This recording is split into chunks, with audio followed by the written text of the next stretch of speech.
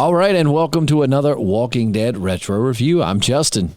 I'm Jessi. And we're the Podcasting Dead. We are going back through from the beginning. We started at episode 1. We are now in season 3 on episode 15, This Sorrowful Life. And if you are as sad as I am that The Walking Dead is ending, well, this is a cool little series because you can go back and rewatch the whole series with us. Jessi has never seen it before, so this is her first time through it, and it's been quite fun as someone who knows what's going to happen, hearing someone telling you what they think is going to happen. So before we begin, quick shout out to moviepalette.com. The affiliate link is below. Click on the link, go to moviepalette.com, find your favorite movie in a piece of artwork, and you can get 15% off by using podcast 15. It's that simple.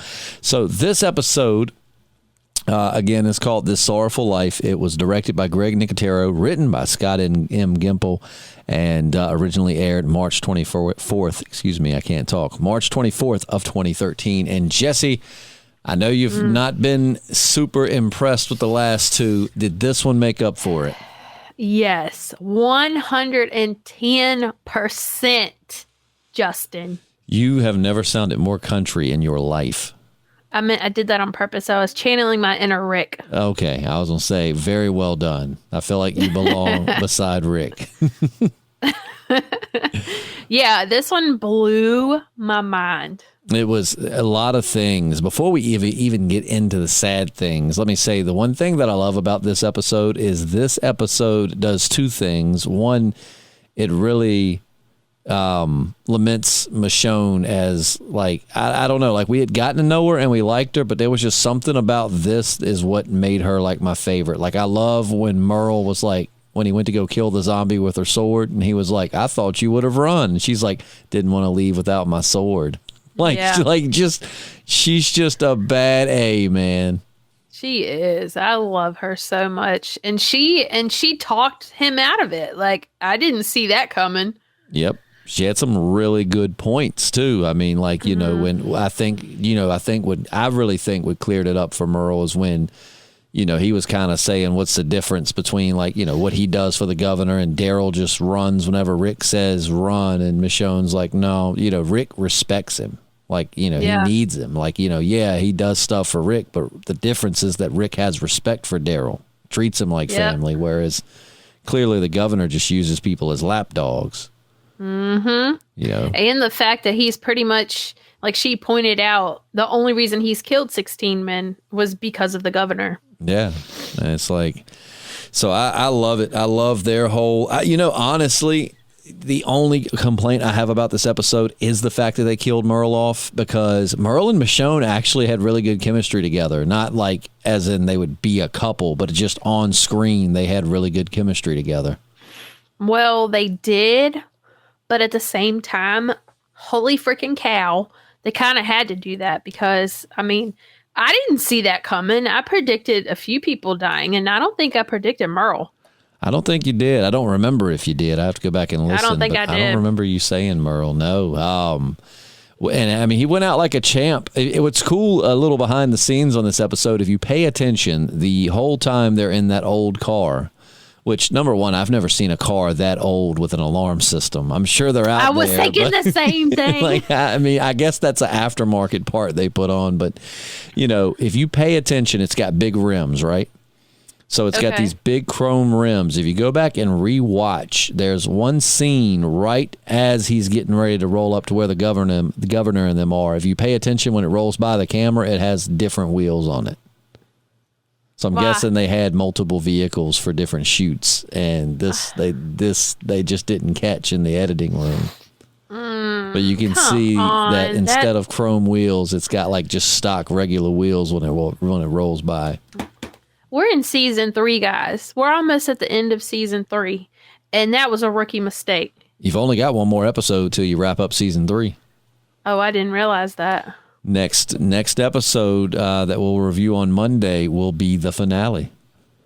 And then you'll be in season 4, which leads to probably the season 4 mid-season finale is probably, which would be episode 8 of season 4, is probably my favorite episode. If it's not my favorite episode, it is definitely like in the top 3. It is just Oh, it's everything. I'll say no more. It's got everything. But I'm gonna hold you to that. oh yeah, if you say you don't like that one, I'm kicking myself off this podcast. Oh yeah. Well, we'll see. But only time will tell. But this episode had a little bit of everything. I love when Rick has that moment of clarity, like that he's not going to do it.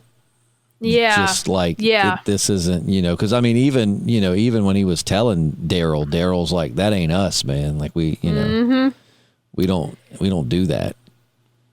I love how Daryl kind of like speaks his mind, but like on the low, but he still like does what Rick tells him to do. Yeah, well, I think he respects. I think again, going back to that, leader follower relationship. I don't think it's so much that Daryl is, scared of Rick, or that Daryl, is punking out to Rick. I think it's the fact that it's displaying like Daryl respects Rick, and even if he doesn't agree with him, he still has that deep level of trust that maybe he doesn't agree, but maybe Rick will get it done. Rick knows the way. So I might not like this and I might voice my opinion, but ultimately I'm still going to go with what Rick says. Yeah.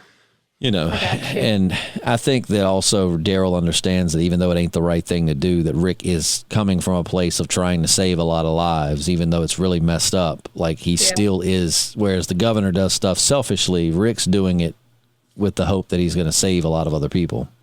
Well, I'm glad he changed his mind, because I was questioning Rick there for a second. Oh, and I love that we got so much of Merle this episode only to lose him. Like I liked when Rick was going upstairs and Merle was like tearing through the sheets, like tearing through the mattresses. It's like some of the best dope I ever had came out of a mattress. That was funny. Like yeah, I thought that was pretty funny. Like the whole episode, he was just like looking for drugs. And then like Daryl comes downstairs and he's pretending to be looking for drugs, but in reality he was getting all that cable, so that all the wire stuff that Michonne couldn't like chew through or get out of. Because he told Daryl he was looking for drugs, but that time he wasn't. He was, I'm slow. I thought he was. When it's sad for Daryl when Daryl's like, I just want my brother back. Yeah, I hate that for Daryl. But dude, like when he had to kill him as a zombie, it was kind of like he was taking out years of aggression. Oh, yeah, Merle. there had to be so many emotions in there. There was clearly sadness, and then there was anger and resentment, and just all of these emotions coming out. It's such a powerful, good scene. And I sat there with my jaw dropped for like a good few minutes. They asked Norman Reedus, who plays Daryl, they asked him what he did to prepare for that scene, and he said he listened to a Willie Nelson song that reminded him of his dad before they shot that scene to get himself in that mindset. Oh my, that's so sad. Yep, it is. It's sad, and it sucks too, because he had the governor. Like if you go back and watch that scene, he had the governor until that kid stepped in front of him. Like he had shot a few people, and then like he has his crosshairs on the governor. He pulls the trigger, could have ended the governor, and little douchebag has to step up in front of him. What's his face? His son. Yeah. And it's like I can't remember his name. They're forgettable. Steve? Yeah, I don't know. We're gonna. He looks like a Derek to me. He does. I don't know, but yeah, that was so crazy because it was like Merle totally changed his outlook on everything, and then he decided that he was gonna go fix this for the group, and everything he did was just like so smart. It was really smart. And then thank goodness they weren't going to take Michonne, because as you can see, the governor had an ambush set up. Yeah. I mean, all those people were there to kill Rick and them when they brought Michonne.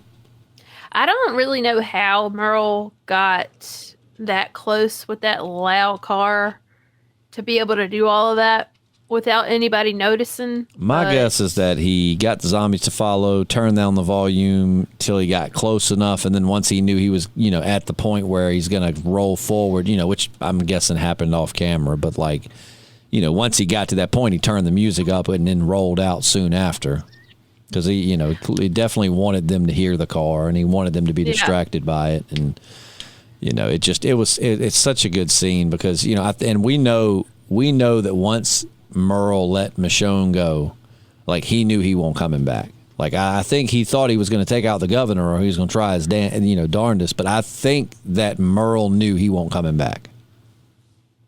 Yeah, I think you're right. I didn't know, but I think he knew. I think he knew he wasn't coming back. I mean, and I think that's why he stopped to get liquor first. Oh yeah. Oh, if I was going to go on a suicide mission like that, I would definitely have to have me a little bit of whiskey before I took off. And that's like total opposite of what you would expect from Merle.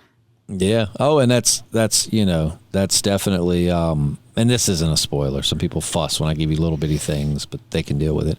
You'll hear Daryl say something kind of on that next episode, like just a brief little mention, just kind of like what you said right there, like that's just not what you expect out of Merle. Yeah. And it's because Michonne touched his heart, as she's touched all of our hearts. Yeah, for real. Like, she don't talk a lot, but when she does, like she touches the heart. I knew I loved her, early on, but like I said, I said this one, but it's really a combination of this one and the episode Clear that had Morgan in it, where these are the two episodes where you get to spend a lot of, you get to see different sides of Michonne, because up to that point she'd been kind of cold and, you knew she wasn't a bad guy, but you never really knew what her real intentions were. She just kind of kept to herself. And those, I feel like Clear in this episode, you really see her open up a little bit. Yep. I love it. And you can tell she's very intelligent. She's very smart. She is. She's like street smart. In the comics, she was an attorney. Some kind of attorney. I don't know if she was like a prosecutor or a defense lawyer, but I know they kind of gave that to Andrea in the show, because in the show they mentioned Andrea as a civil rights attorney. But, in the comics, Michonne was once, in law. And, you can just tell she's a very, very intelligent person. She's not just a beast at fighting. I mean, she's smart too. Yeah, very, very smart. I hope she doesn't die in the next episode. I hope she don't either. Man, you get to know her real good, and then she dies. Yeah, I see, and that's the thing. That's the thing. That's what they do to you. That is what they do. So I kind of feel like she might die. They get you roped in and attached. They really do. And they rip your heart out. They do be doing that. Yep. But, go ahead. I was going to say, Zombie Merle is extra scary because of his arm. Oh, yeah. Well, you think that one zombie had the handcuffs and he ripped his hand off and he had that bone and he scratched Tiny with it or whatever? Like, imagine Merle. Ugh. And I kept thinking that he was going to, like, cut Daryl by accident, because Daryl just kept pushing him away. But he didn't. And that goes further to your point of, like, Daryl, like, not only being sad, but being angry, because it's like, at first he refused to kill him. Like, he's pushing him, like, just trying to get him away from him. And then he finally does. I mean, he kills him good. He stabbed him in the head like a ton of times. Yeah. God, I feel so bad. I wanted to cry. I didn't, but I wanted to. That was tough to watch.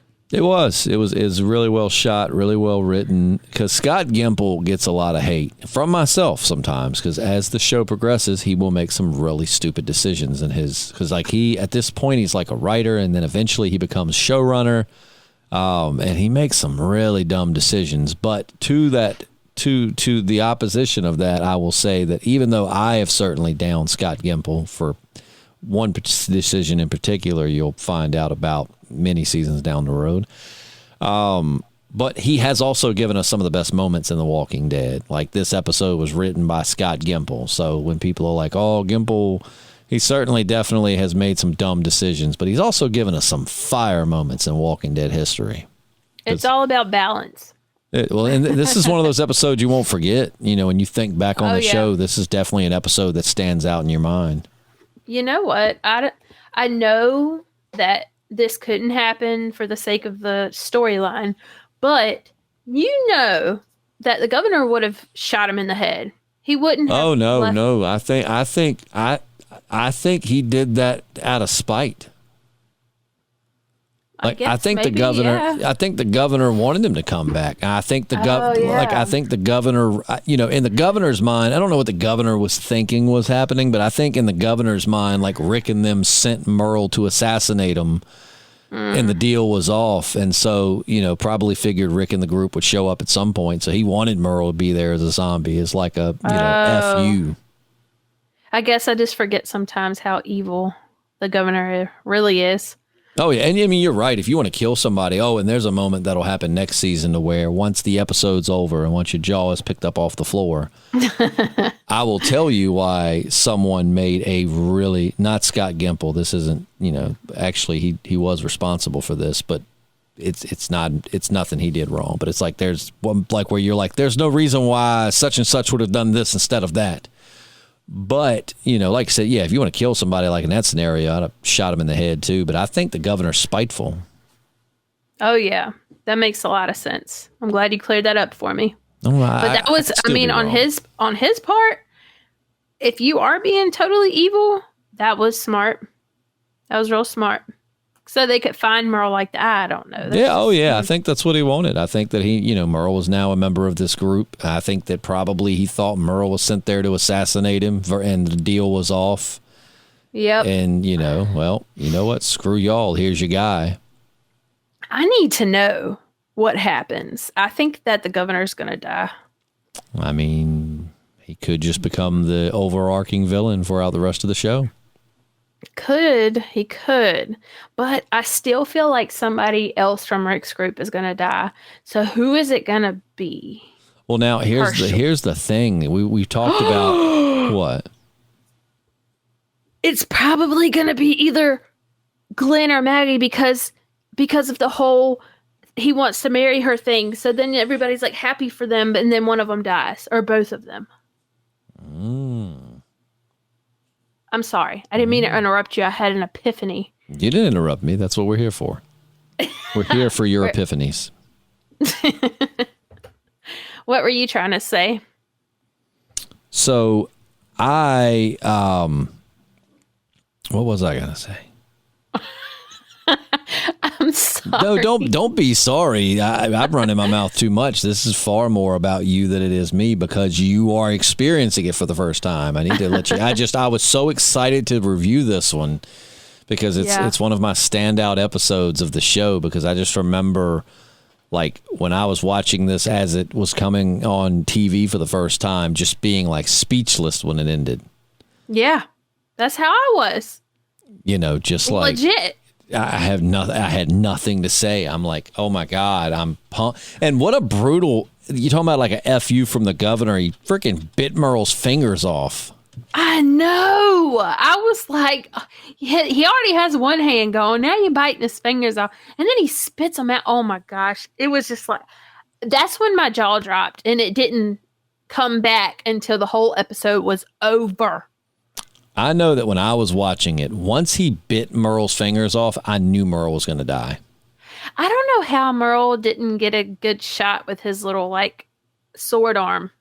I think it's because they caught him off guard. What really ruined it.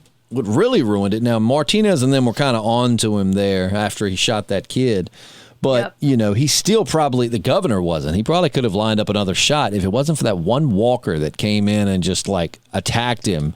It's a good chance he would have been able to take out the governor. Like I said, I think that in Merle's mind and his heart, he knew he won't coming back, which is why he got drunk. But he hatched a really cool plan to get all those zombies to follow him. And let's not forget, back to Michonne, another star of the episode.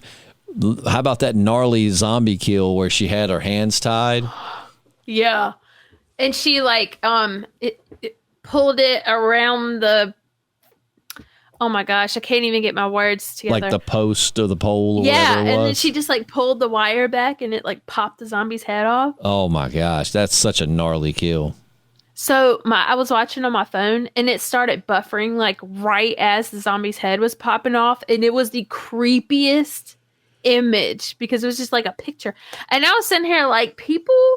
like 100 years from now could just take pictures from like this type of thing and be like, this really happened. This is history.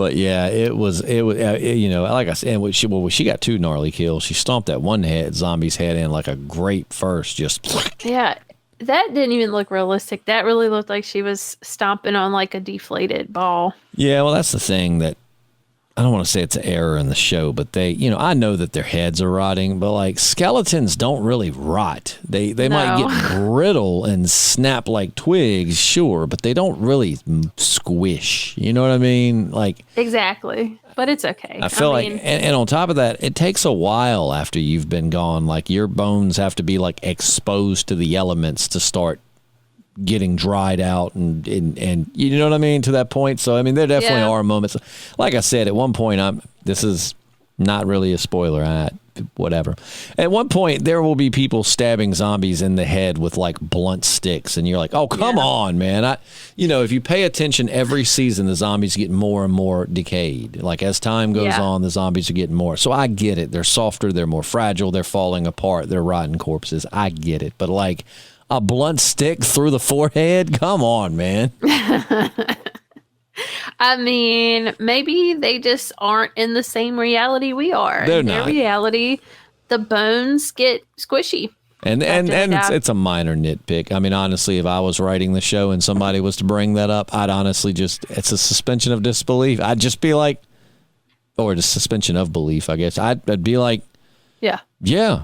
And this virus also causes your skeleton to soften. You know what I mean? Also, like, I'm not really looking for realistic things here, so it's all good. Like, it is a show where dead people eat living people, so. Yeah. I'm here for the gore. That's what Steven Yeun said in an episode one time. Like he was, like comically, not seriously, like kind of somebody was poking fun at something that's very unrealistic, and he's like, well, I mean, it is a show where zombies come back to life, dead bodies are walking around eating people, so by all means, like exactly, like it's really not.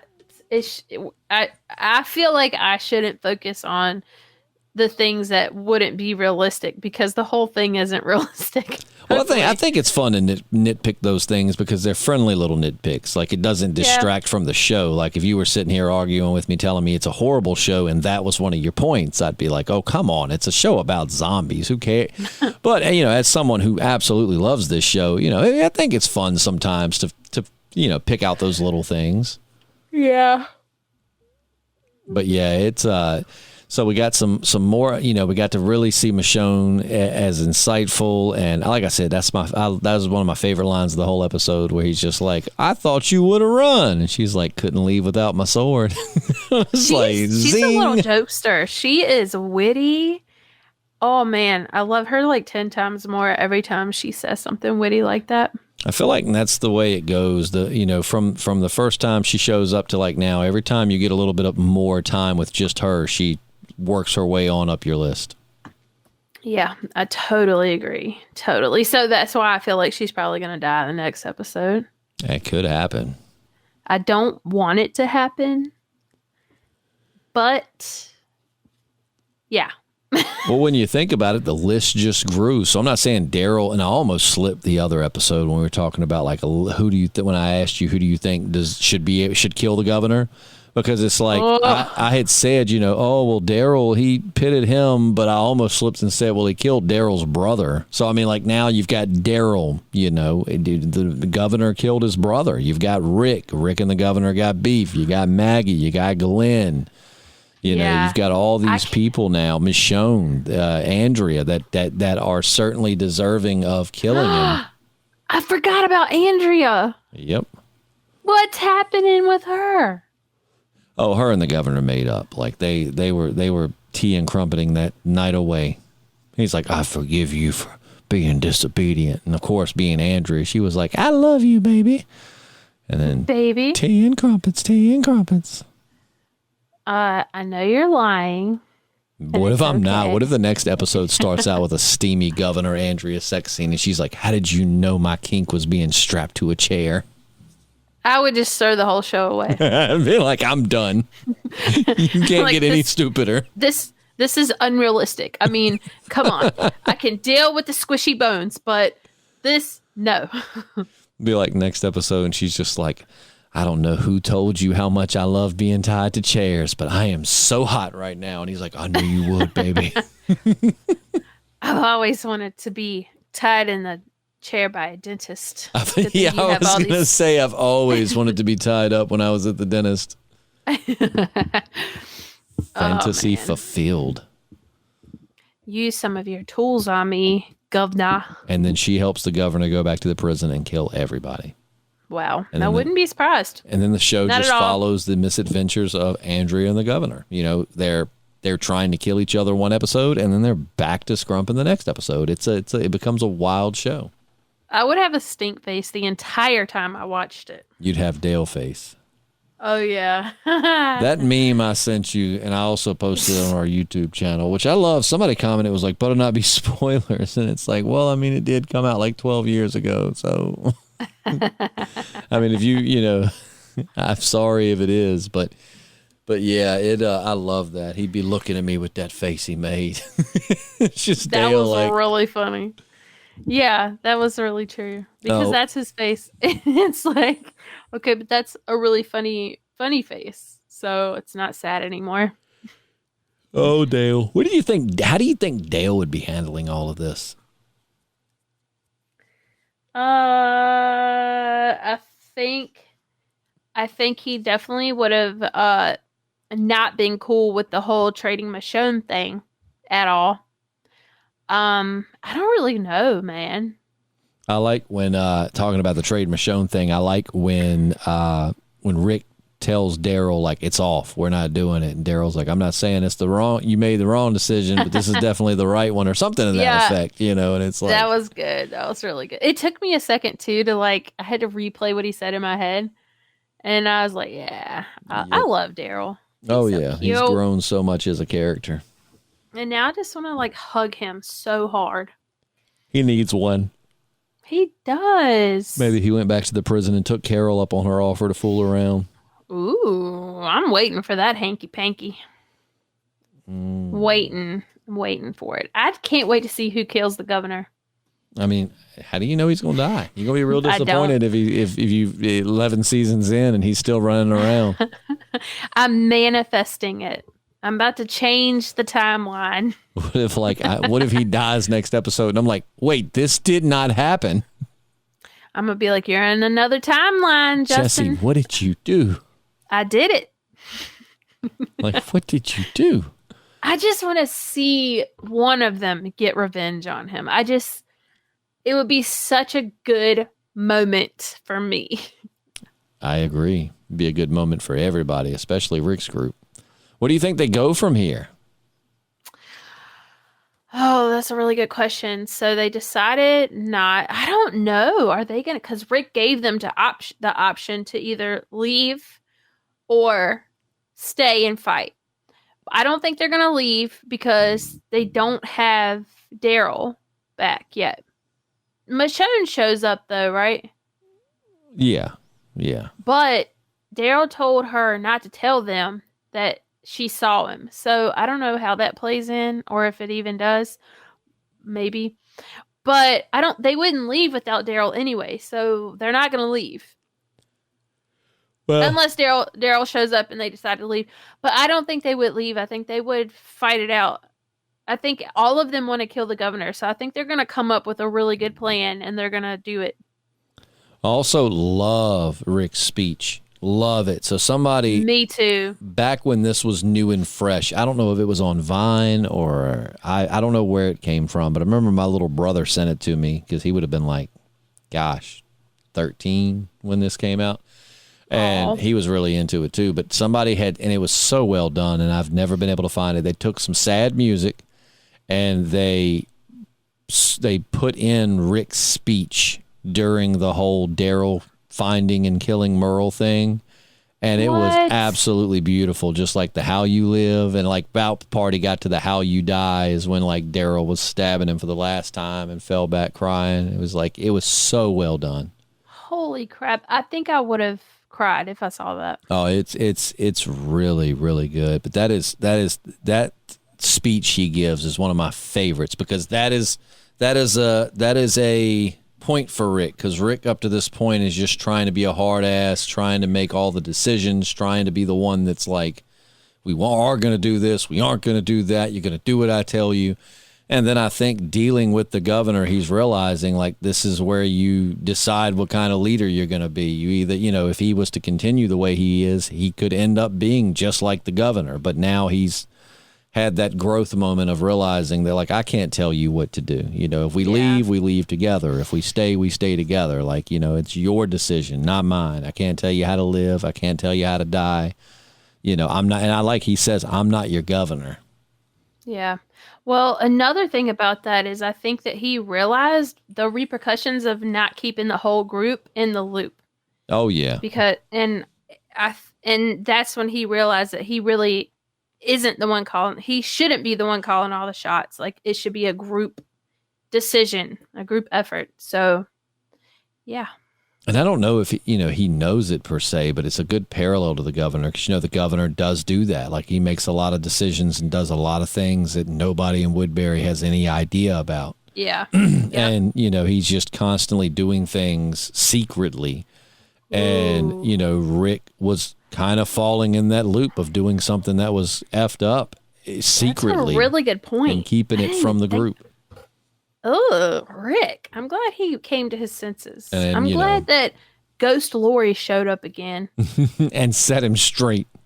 Why was she pregnant? Why was this Ghost Lori pregnant? Oh, I have no idea. I didn't even notice that. Was she? Yeah. And she wasn't wearing the white dress like she normally is. She was wearing just like her flannel, and she was pregnant. Yeah. I didn't realize she was pregnant. That's so... Why would they do that? Why is that? Why? I need to know. Another moment of why, may I point out, is that the governor, not the governor, Merle had Michonne tied up in wire because it's harder to break free from, right? Yeah. That blade on his arm must be insanely sharp because when he reaches over and like cuts her bindings, he slices them. And I don't know how much experience you have with wire, but having been a commercial electrician at one point in my life, I can tell you I have some sharp knives, and I don't know that I have any knives that are sharp enough to go through wire that easily.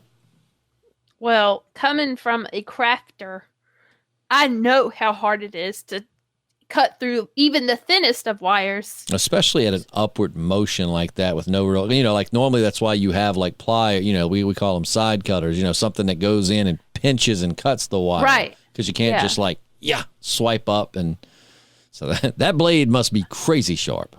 This is like a zombie apocalypse blade. It is. That's what that is. Unrealistic. How do you think that everyone is going to react to Merle's death?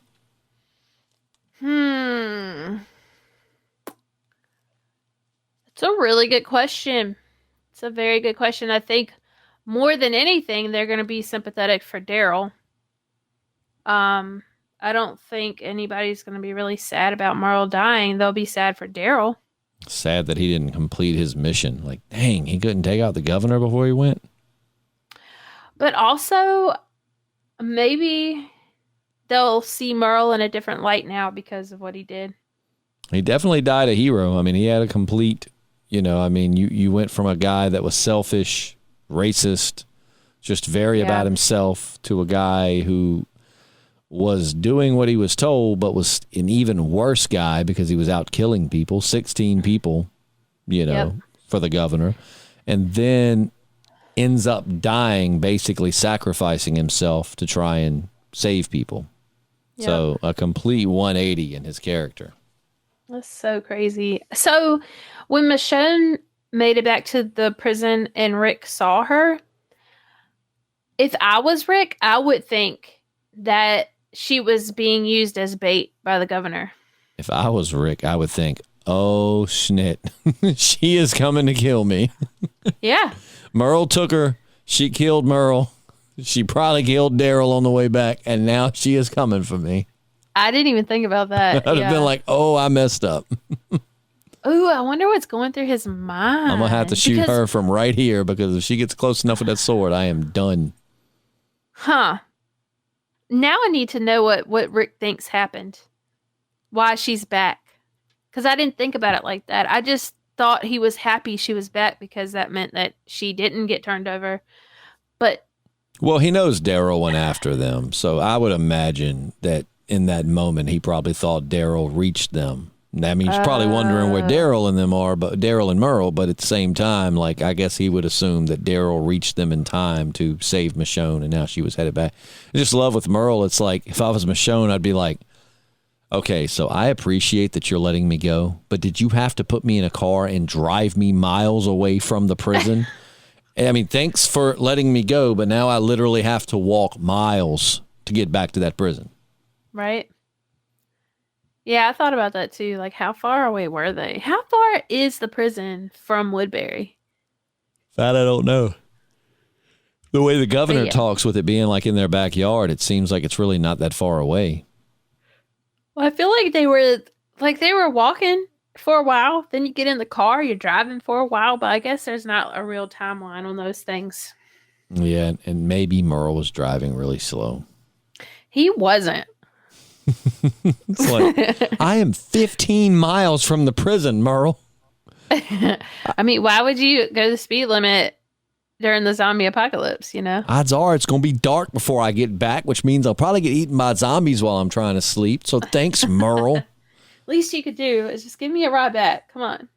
And man, it's like, in turning Michonne over, it's like, you're not just killing her. You're knowing she's going to, if you do turn her over, she's going to die a horrible, slow death. I mean, Merle even told Rick that, was like, yeah, you know, he'll probably take her eyes, both of them most likely, you know, do things to her, yada, yada, yada. You know, are you really willing to risk that on a chance? And then he's like, you're cold as ice, Officer Friendly. Like, oh, you know, yeah. I think that also helped clarify it a little bit for Rick, because it was like, I mean, I know you're trying to save people, but that's cold. Yep.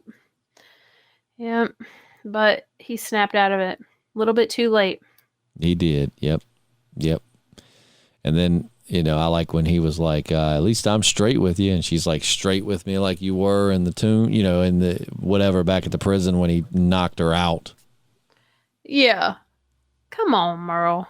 People got to quit hitting. People in shows got to quit hitting people in the back of the head as a plot device of like, okay, now I've got them unconscious, and this is how we'll advance the plot. It's like, if you hit someone in the head hard enough to render them unconscious for a long period of time, it's a good chance they've got brain damage.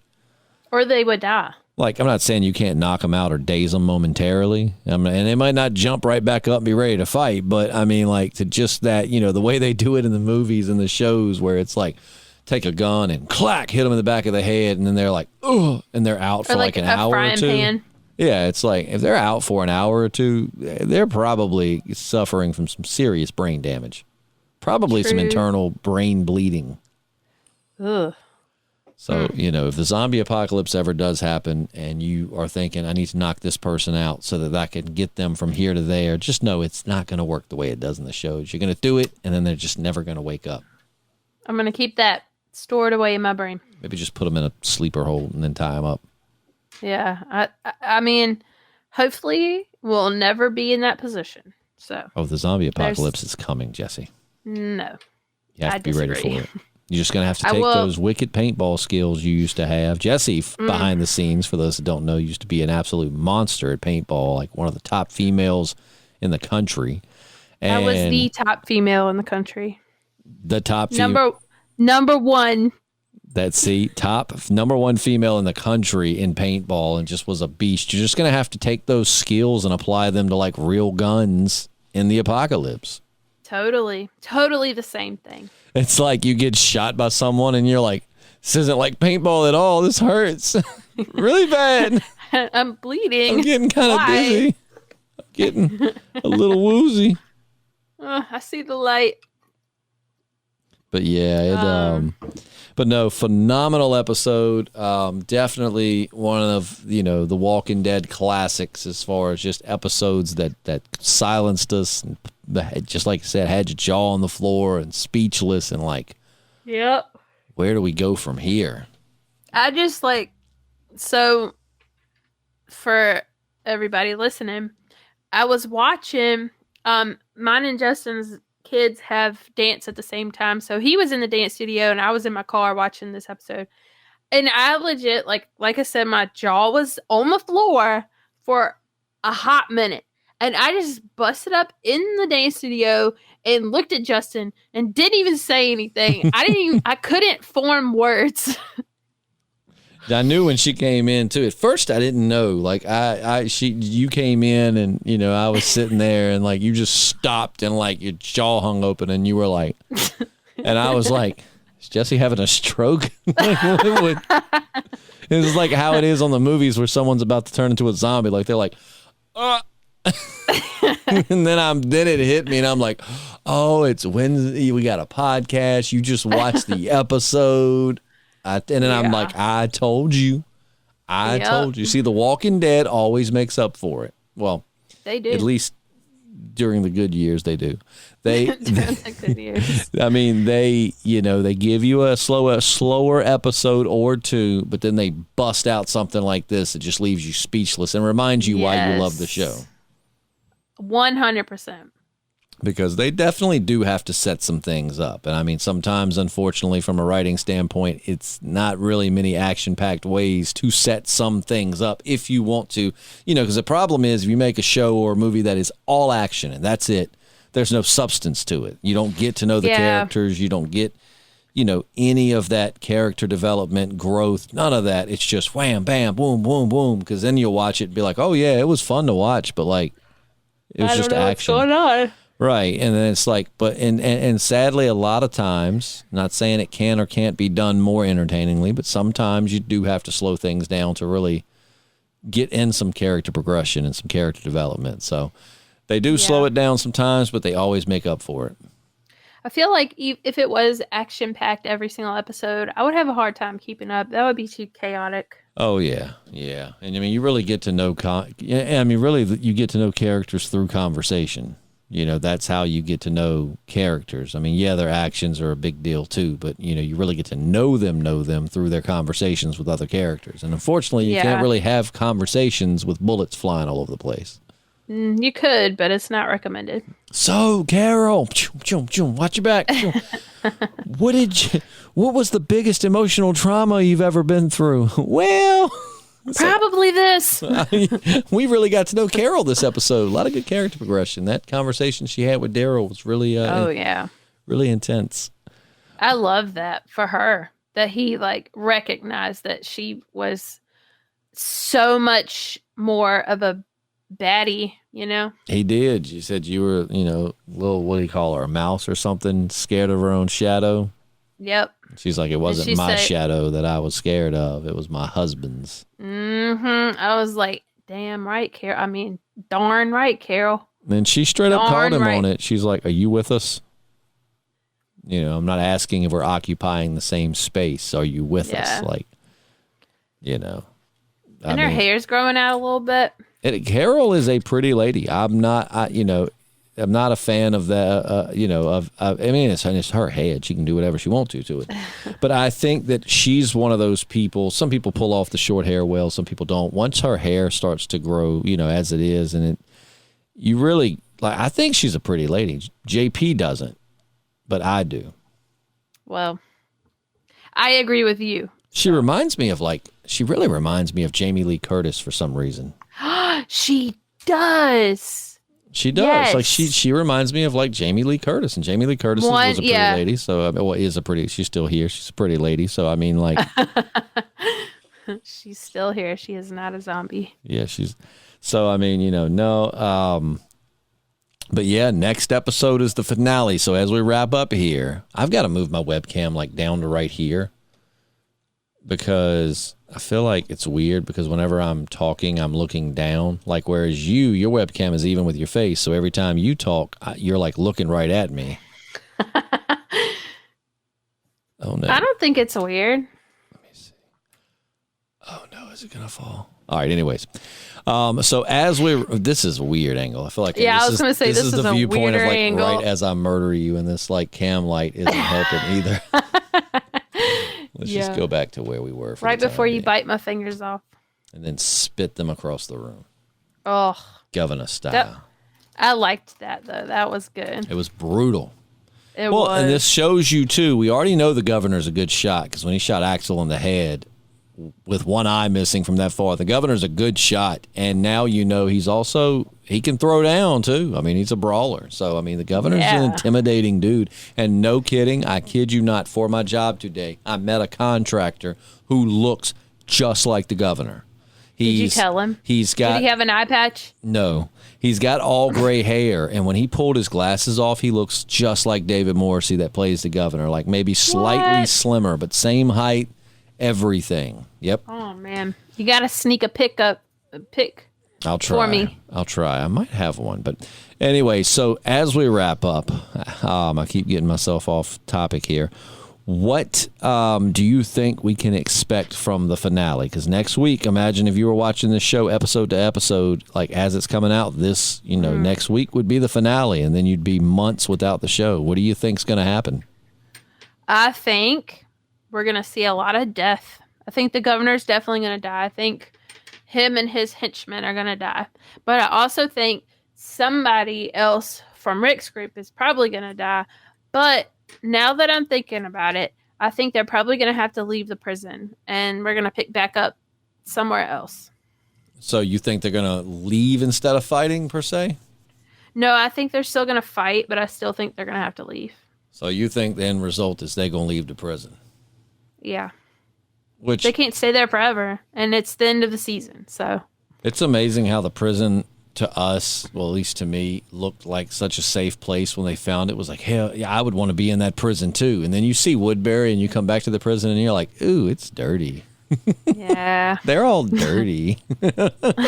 Like Woodbury's got flowers and lemonade and yard parties and lots of happy, pretty people. And then you come back. Fires. There's Daryl, who's covered in like a layer of bike grease. And, it's his charm. That's his cologne. He's like, I got to get hot for Carol. Let me get some of this motor oil here and get it on the wrist and behind the ears. Well, at least he knows that she loves him for him. She's like, Daryl, I would do this, but I'm getting nauseous from all of the gasoline, from all the oil smells. My head's getting all spinny. So spinny. So spinny. My head's getting spinny thinking about what's going to happen in the next episode. We don't even need to rate this one. I'm going to, just so I can say 5 out of 5. Me too. Phenomenal episode. One of the episodes that made me love the show. Yeah. I've had a few of those. I'm going to say, man, this webcam ain't doing me no favors. I got to find a better angle. Luckily, the listeners can't see me, but I'm just saying. Well, I can see you. I'm sleepy. You look fine. You so nice. I know. Jessi is, believe it or not, she's a really good liar. I actually am. I know. But so we give it 5 out of 5. You think a battle's going to go down next episode, but you think it's going to end with them leaving the prison. Yeah. On to greener pastures. I don't know why they would have to leave, because I really think they're going to kill everybody from Woodbury. Not everybody, but the bad guys. Like they just clean house. Even like the old ladies that are in their room, they're like, Pop her, Daryl. She's like, hello, young man. Young man, my son has asthma. Oh, but wait. We still have to figure out what happens to Andrea. So that's going to happen. You never see her again. Oh, man. The whole show. I think